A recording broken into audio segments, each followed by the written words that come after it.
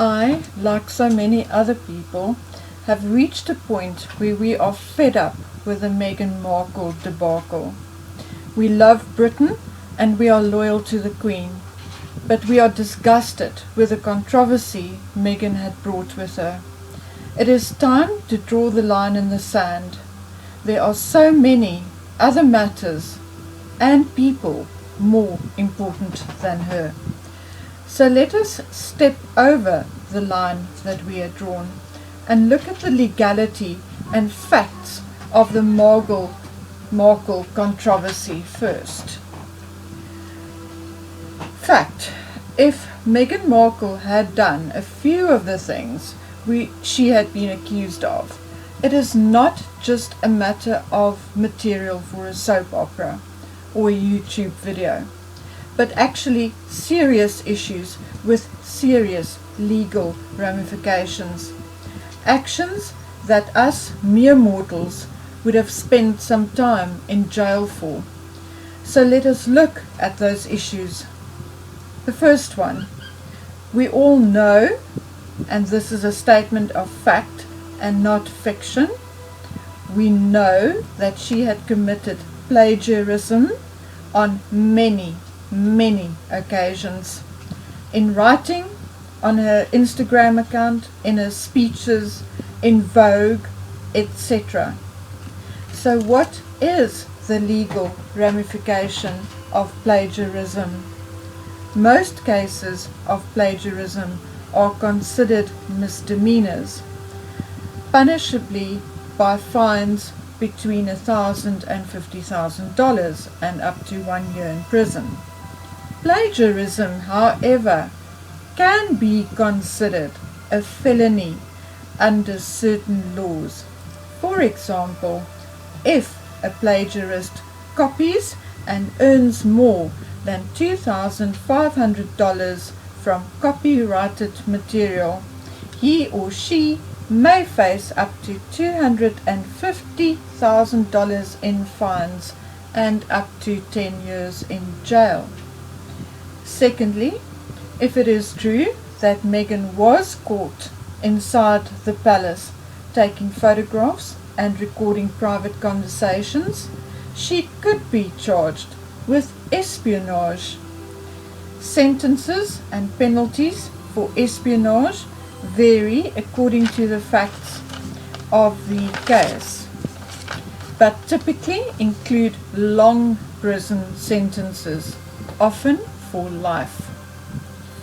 As a side note, if Prince Harry was aware of her actions or even assisted or supported her, he, as a British citizen, could be charged with treason.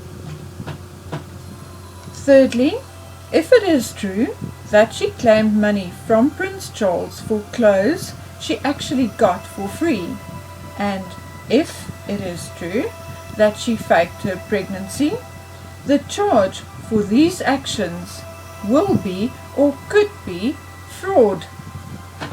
In law, fraud is the intentional deception to secure unfair or unlawful gain. Fraud can violate civil law, a criminal law, whether it causes loss of money, property, or of legal rights. The purpose of fraud may either be for monetary gain or other benefits. Now, I am not in a position to state for a fact that Meghan Markle is guilty of any of these charges, but I am entitled to my opinion and feelings. What this, however, proves to you, though, is that, contrary to what we feel on an emotional level, the monarchy now has more to deal with than only a petulant B-grade actress. Another issue I need to address is the following. For those of you who had been following me for a while, you should know by now that I'm a South African with strong ties to Britain. Other than short spells in the UK, I've lived all my life in South Africa. As such, I have lived and seen, experienced firsthand the devastating effects of racism. It angers me to no end that the racism card is being played with regards to Meghan. And for those who think it is cool and woke to do so, you have no idea what racism actually is. For you, it is a 10-line newspaper article or a 30-second mention on the evening news. I could even go so far as to challenge all of those people to show just one racist article about Meghan in the mainstream media. There are none. When, however, you have walked in the shoes of those of us who have experienced it, where a family member was led into an ambush and severely beaten and nearly murdered, where your children are threatened at their school just because of the color of their skin. Once you have lived that, felt that, saw that, and smelt it, how the hell can you still say that the reason why Meghan Markle failed as British royalty and as a duchess is due to racism or racist bullying? In no way, shape or form is this true. Not even when using your most vivid imagination to its extreme is this true.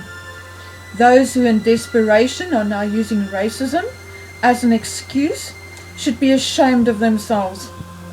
World peace and tolerance among the people of this earth certainly do not need the likes of you people, who through their false narrative are causing the very thing they are preaching about. Shame on you, and in the words of Greta Thunberg, how dare you? Okay, I'm going to calm down now, and this is my Meghan Markle rant for the day. I need you who are listening to me to actually take my words to heart. And those of you who are still seeking for excuses for Meghan, stop doing it and start looking at the facts. Start looking at her behavior, the way she treated the Queen, the way she treated other people. The fact that she pitched up at events, shook hands and hugged a few kids does not make her a good person. It does not make her honest.